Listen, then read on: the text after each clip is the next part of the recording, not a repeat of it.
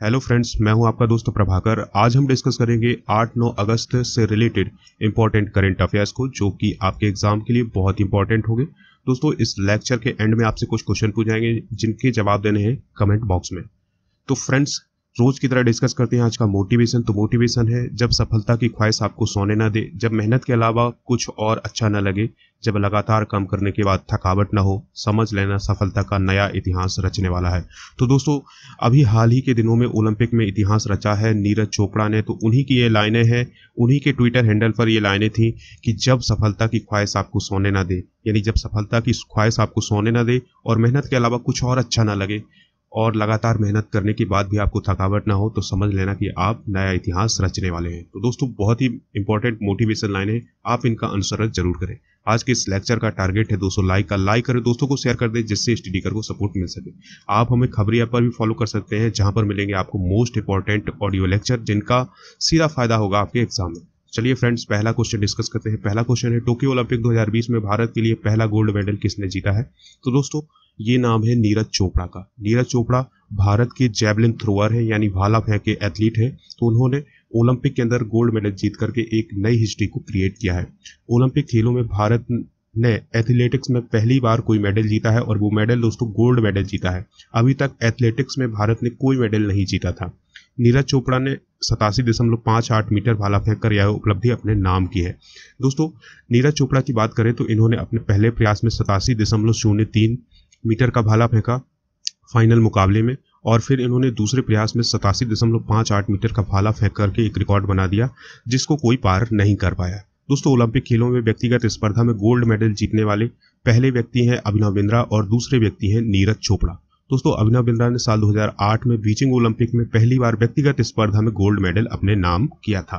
दोस्तों, हम बात कर लेते हैं नीरज चोपड़ा की। तो इनका जन्म 24 दिसंबर 1997 को हुआ था। अभी इनकी आयु केवल 23 साल है, और इनका जन्म हुआ था पानीपत, हरियाणा में। दोस्तों, ये आर्मी में भर्ती हैं और ये सूबेदार के पद पर हैं, और इन्हें साल 2020 में विशिष्ट सेवा मेडल भी दिया जा चुका है। दोस्तों, इनके ओलंपिक के पदक की बात करें तो इन्होंने गोल्ड मेडल जीता है टोक्यो ओलंपिक के में। इसके अलावा इनके और भी पदक देखते हैं तो इन्होंने एशियन गेम्स 2018 में गोल्ड मेडल, कॉमनवेल्थ गेम्स 2018 में गोल्ड मेडल, 2017 के एशियन चैंपियनशिप में गोल्ड मेडल, 2016 के साउथ एशियन गेम्स में गोल्ड मेडल, और वर्ल्ड जूनियर चैंपियनशिप 2016 में इन्होंने गोल्ड मेडल जीता है। इसके अलावा एशियन जूनियर चैंपियनशिप 2016 में सिल्वर मेडल जीता है। फ्रेंड्स, अब तक किन किन भारतीय खिलाड़ियों ने ओलंपिक के अंदर कौन सा मेडल जीता है, इसको भी डिस्कस कर देते हैं। नीरज चोपड़ा ने गोल्ड मेडल जीता है जैवलिन थ्रो में। मीराबाई चानू ने सिल्वर मेडल जीता है वेट लिफ्टिंग में। रवि दहिया ने सिल्वर मेडल जीता है रेसलिंग में। पीवी सिंधु ने ब्रॉन्ज मेडल जीता है बैडमिंटन में। बजरंग पुनिया ने ब्रॉन्ज मेडल जीता है रेसलिंग के अंदर। लवलीना बोरगोहेन ने ब्रॉन्ज मेडल जीता है बॉक्सिंग में। और इंडियन हॉकी टीम ने ब्रॉन्ज मेडल जीता है दोस्तों हॉकी में, यानी मेंस हॉकी में। अगला क्वेश्चन क्या है दोस्तों, ध्यान से सुनिएगा। राष्ट्रीय हथकरघा दिवस, जिसे हम नेशनल हैंडलूम डे कहते हैं, यह कब मनाया जाता है? तो दोस्तों, ये मनाया जाता है 7 अगस्त को। यहाँ पर आप हथकरघा को समझ लें कि हथकरघा क्या कहलाता है। जो हाथ से चलाने वाली एक मशीन होती है, जिसका उपयोग कपड़ा बनाने में किया जाता है, यानी कपड़ा बनाने वाली जो मशीन होती है उसे हम हैंडलूम बोलते हैं या हथकरघा बोलते हैं। अब ये दिवस क्यों मनाया जाता है दोस्तों, तो ध्यान से सुनिएगा।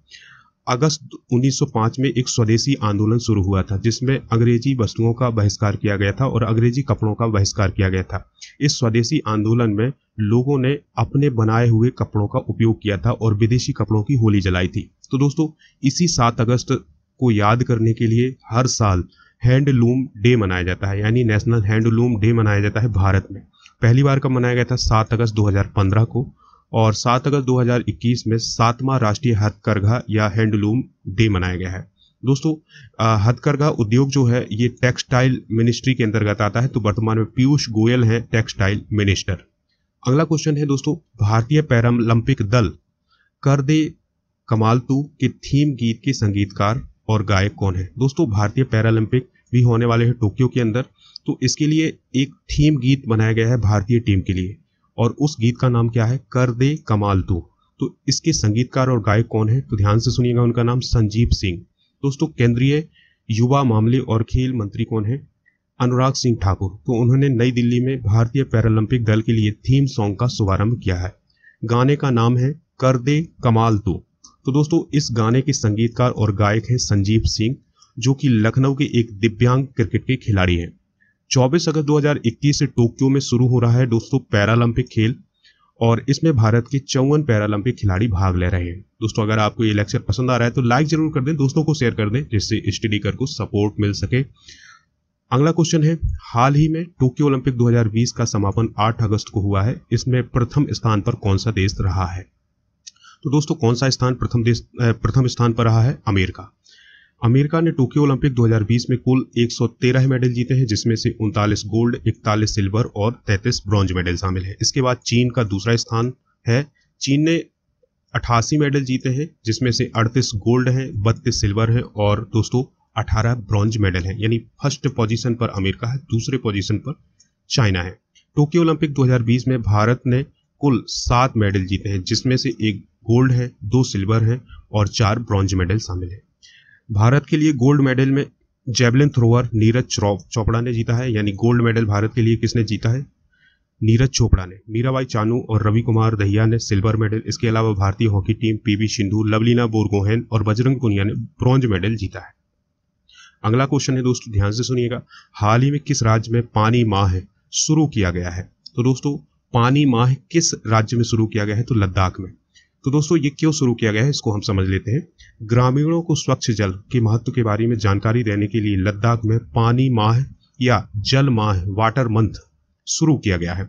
लद्दाख सरकार ने हर घर जल का दर्जा हासिल करने वाले प्रत्येक जिले के पहले ब्लॉक के लिए 25 लाख रुपए के इनाम की घोषणा की है।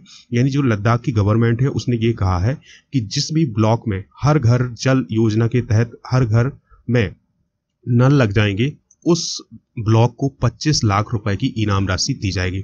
लद्दाख में केवल 11.75% ग्रामीण परिवारों के पास नल के पानी के कनेक्शन है। तो दोस्तों ये बहुत ही गंभीर स्थिति है, अगर इसको सुधारा जाए तो स्थिति सुधर सकती है। हर घर जल जो योजना है उसके अंतर्गत प्रत्येक परिवार में एक नल लगाया जाता है और वहां तक जल पहुंचाया जाता है।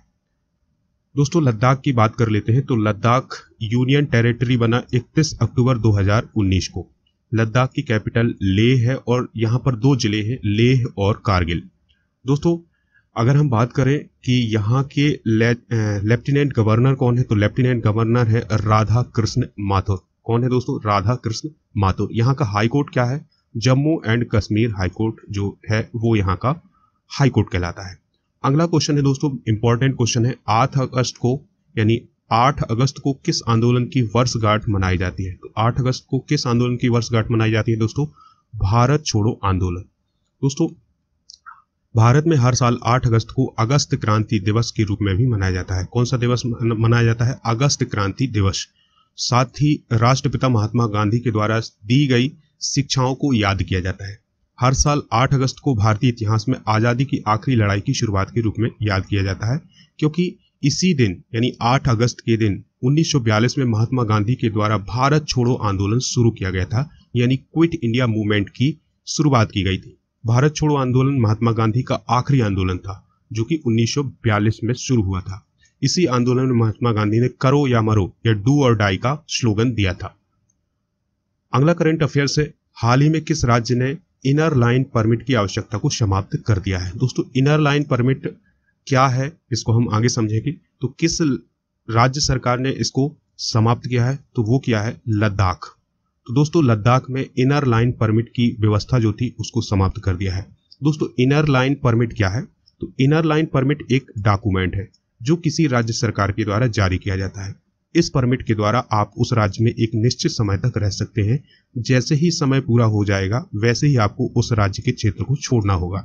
यानी अगर हम किसी राज्य में जाना चाहते हैं और उसमें इनर लाइन परमिट व्यवस्था लागू है तो आपको राज्य सरकार से मंजूरी लेनी पड़ेगी, और कितने समय के लिए राज्य सरकार के द्वारा मंजूरी दी जाती है उस समय के बाद आपको उस क्षेत्र को छोड़ना होगा। तो ये कहलाती है इनर लाइन परमिट व्यवस्था। तो इनर लाइन परमिट व्यवस्था में राज्य सरकार के द्वारा कुछ शुल्क भी ली जाती है और उस शुल्क को जमा किया जाता है। वर्तमान में अरुणाचल प्रदेश, मणिपुर, मिजोरम और नागालैंड में यह व्यवस्था लागू है। यानी इन राज्य सरकारों ने कुछ निश्चित क्षेत्र तय किए हैं जहां पर जाने के लिए आपको परमिट लेना होगा, भले आप इंडिया के नागरिक हों। ठीक है दोस्तों, तो ये बहुत ही महत्वपूर्ण जानकारी है तो इसको आप नोट डाउन कर लें। इस व्यवस्था की शुरुआत हुई थी अंग्रेजों के द्वारा। कब हुई थी? 1873 में।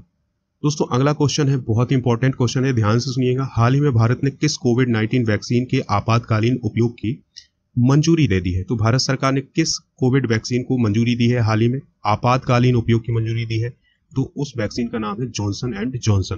दोस्तों हाल ही में भारत सरकार ने Johnson and Johnson covid vaccine को आपातकालीन मंजूरी दे दी है। इस टीके के साथ ही भारत में 4 कोविड-19 वैक्सीन हो जाएंगी। कौन कौन सी? Johnson and Johnson, Covaxin, Covishield, Sputnik 5। तो इस प्रकार से 4 वैक्सीन हो जाएंगी। दोस्तों जॉनसन एंड जॉनसन की बात करें तो यह कोविड-19 वैक्सीन है और एक खुराक वाली कोविड-19 वैक्सीन है, यानी एक खुराक अगर इसे लगा दिया जाएगा फिर इसे दोबारा लगाने की जरूरत नहीं होगी।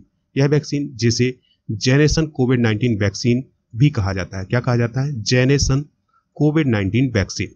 इसको नीदरलैंड के लीडेन में जेनेसिन वैक्सीन के द्वारा विकसित किया गया है।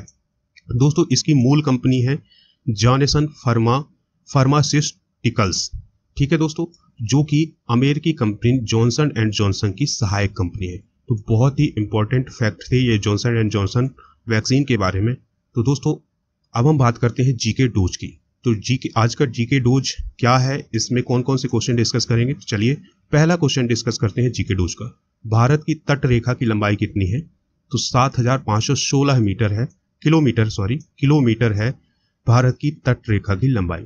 विश्व में अवरक जिसे हम माइका बोलते हैं का सर्वाधिक उत्पादन किस देश में होता है? तो ये इंडिया में होता है।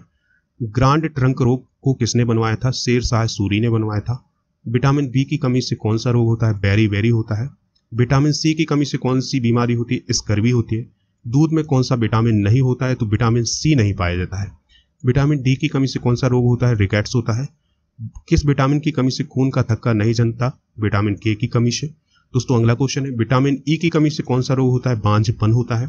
विटामिन सी का रासायनिक नाम क्या है? एस्कॉर्बिक एसिड है। वसा में घुलनशील विटामिन कौन से हैं? ए और ई। बाकी जल में घुलनशील विटामिन है। दोस्तों अब हम बात कर रहे हैं रिवीजन वाले क्वेश्चनों की, जिनके जवाब आपको कमेंट बॉक्स में देने हैं। पहला क्वेश्चन है, नीरज चोपड़ा का रिलेशन किस स्टेट से है? दूसरा क्वेश्चन है, ओलंपिक खेलों में व्यक्तिगत स्पर्धा में गोल्ड मेडल जीतने वाले दूसरे एथलीट कौन है? टोक्यो ओलंपिक 2020 में भारत ने कुल कितने मेडल जीते हैं? मिनिस्टर ऑफ टेक्सटाइल कौन है? केंद्रीय युवा मामलों के मंत्री और खेल मंत्री कौन है? इन सभी प्रश्नों के जवाब आपको कमेंट बॉक्स में देने हैं। आप राजा गुप्ता को अनअकैडमी पर फॉलो कर सकते हैं। उसके लिए आपको एक रेफरल कोड यूज करना होगा, राजा नंबर 1। जैसे ही आप ये कोड यूज करेंगे तो आपको किसी भी कोर्स खरीदने के लिए छूट मिल जाएगी।